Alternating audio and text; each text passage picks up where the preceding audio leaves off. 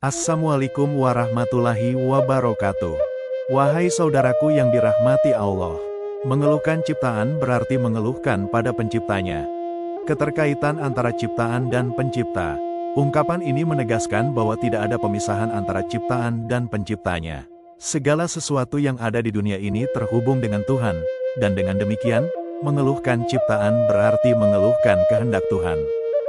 Isa alaihi salam ditanya, "Wahai Roh Allah, apa yang lebih besar dan lebih berat di dunia dan di akhirat?" Isa menjawab, "Murka Allah."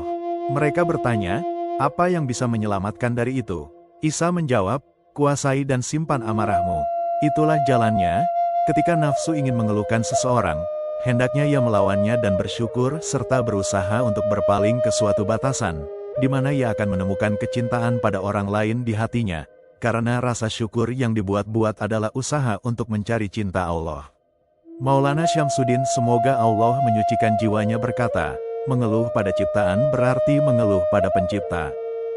Dia juga berkata, permusuhan dan amarah bagimu laksana api yang menakutkan. Ketika kamu melihat keburukan, kamu akan melompat dari api, padamkanlah agar ia kembali sirna di tempatnya semula. Jika kamu semakin mengobarkannya dengan pemantik jawaban dan ungkapan bantahan, maka keluhan itu akan menemukan jalan dan akan datang berulang kali setelah tiada, dan akan menjadi semakin sulit untuk dipadamkan. Bantahlah perbuatan buruk mereka dengan bantahan yang baik. Quran Surat Al-Mu'minun, ayat 96. Dengan demikian, kamu bisa mengendalikan musuhmu melalui dua macam cara.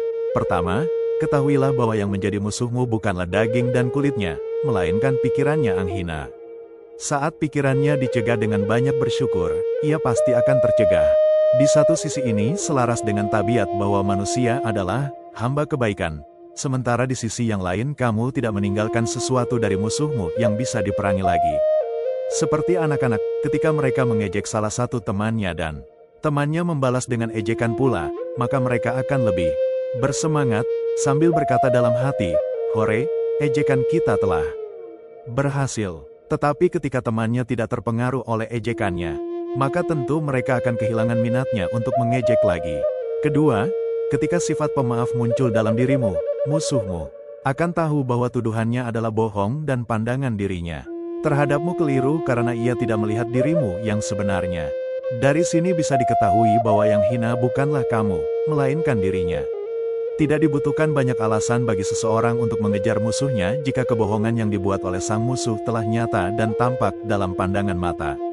Ketika kamu memuji dan berterima kasih padanya, sejatinya kamu sedang meracuninya.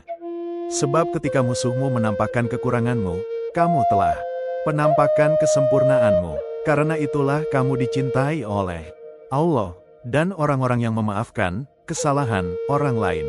Allah menyukai orang-orang yang berbuat kebaikan. Quran Surat Ali Imran, ayat 134. Orang yang dicintai Allah tidak akan kekurangan suatu apapun. Pujilah mereka yang mengkritisimu, karena bisa saja teman-temannya akan berpikir, jika dia bukan orang munafik ketika berhubungan dengan mereka, tidak mungkin dia sebegitu harmonis denganmu. Meski mereka kuat, cabutlah bulu-bulu jenggot mereka dengan lembut. Pukullah budak-budak mereka dengan kekuatan meskipun postur mereka tinggi dan gemuk. Semoga Allah memberi kita petunjuk untuk hal ini. Terima kasih, semoga bermanfaat. Wassalam.